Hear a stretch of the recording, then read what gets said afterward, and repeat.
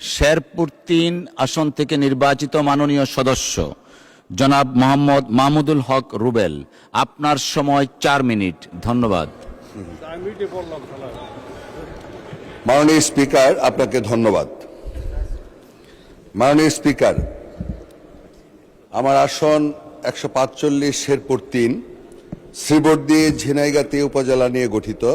আমি মহামান্য রাষ্ট্রপতির ভাষণের উপরে ধন্যবাদ প্রস্তাব বক্তব্য দিচ্ছি।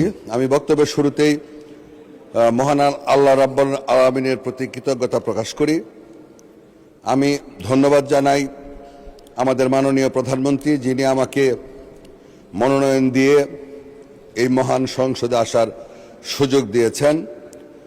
আমি ধন্যবাদ জানাই, কৃতজ্ঞতা প্রকাশ করি আমার শেরপুর ৩ আসন পাহাড়ের পাদদেশে অবস্থিত, সীমান্তবর্তী এলাকা, গারো পাহাড়ের পাদদেশে অবস্থিত শ্রীবর্দী ঝিনাইগাতি উপজেলা এবং শ্রীবর্দী পৌরসভার জনগণ, যারা চতুর্থবারের মতো আমাকে বিপুলভাবে ভোট দিয়ে এই চতুর্থবারের মতো সংসদে আসার সুযোগ করে দিয়েছেন। আমি আমার বক্তব্যের শুরুতেই মহামান্য রাষ্ট্রপতির বক্তব্য আমার পক্ষ থেকে আমি ধন্যবাদ জানাই। মাননীয় স্পিকার, আমার শেরপুর আসনটি শ্রীবর্দী ঝিনাইগাতি উপজেলা। এই দুই উপজেলা অত্যন্ত অবহেলিত।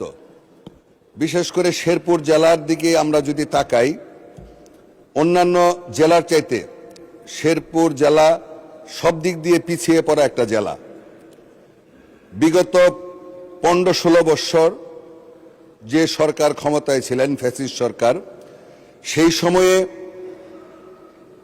আমাদের অন্যান্য জেলা, বিশেষ করে পাশের জামালপুর জেলায় যে পরিমাণ উন্নয়ন হয়েছে, ওর তুলনায় একেবারেই নগণ্য উন্নয়ন হয়েছে আমাদের শেরপুর জেলায়।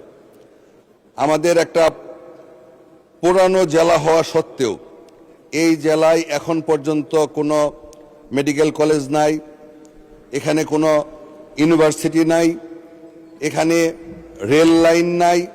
এই দাবিগুলি শেরপুর জেলার 5টি উপজেলা এবং 4টি পৌরসভার মানুষের প্রাণের দাবি। দীর্ঘদিন থেকে এই এলাকার সমস্ত মানুষ এই দাবিগুলি করে আসছে, কিন্তু এখন পর্যন্ত সেই দাবিগুলির প্রতিফলন ঘটে নাই। সেই সঙ্গে আমার শ্রীবর্দী ঝিনাইগাতি উপজেলা শেরপুরের 3টি আসনের মধ্যে সবচাইতে বেশি অবহেলিত।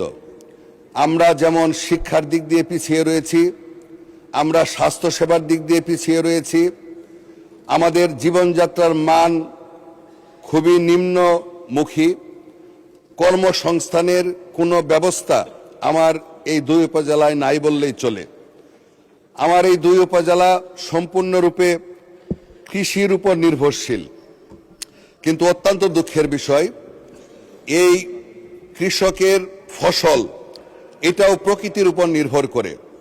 আমাদের এলাকাতে হঠাৎ করে ফ্লাড হয়, পাহাড়িয়া ঢল। এই পাহাড়িয়া ঢল যদিও ক্ষণস্থায়ী বা অল্প সময়ের, কিন্তু এই স্বল্প সময়ের মধ্যেই আমার দুই উপজেলার সমস্ত কৃষকের সারা বৎসরের যে কষ্ট পরিশ্রমের ফসল, সেই ফসল ধ্বংস করে যায় মাত্র 24 ঘন্টা 72 ঘন্টার সেই ফ্লাশফ্লাডের মাধ্যমে। আমার এলাকায় বন্য হাতির আক্রমণ, এখনো বন্য হাতি ঘোরাফেরা করছে, ফসল কাটার সময় হচ্ছে। ধন্যবাদ মাননীয় সদস্য। আচ্ছা, 1 মিনিট সময় দেওয়া হলো আপনাকে। ধন্যবাদ। মাননীয় স্পিকার, আমার এখানে এই হাতির সমস্যার সমাধান করা খুব জরুরি। এখন পর্যন্ত অস্থায়ীভাবে সমস্যার সমাধান করা হচ্ছে।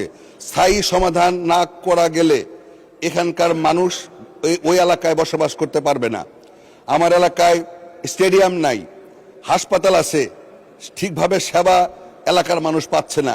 ন্যূনতম প্রাথমিক স্বাস্থ্যসেবা যেটা বলে, সেটাও আমার দুই উপজেলার মানুষ বঞ্চিত।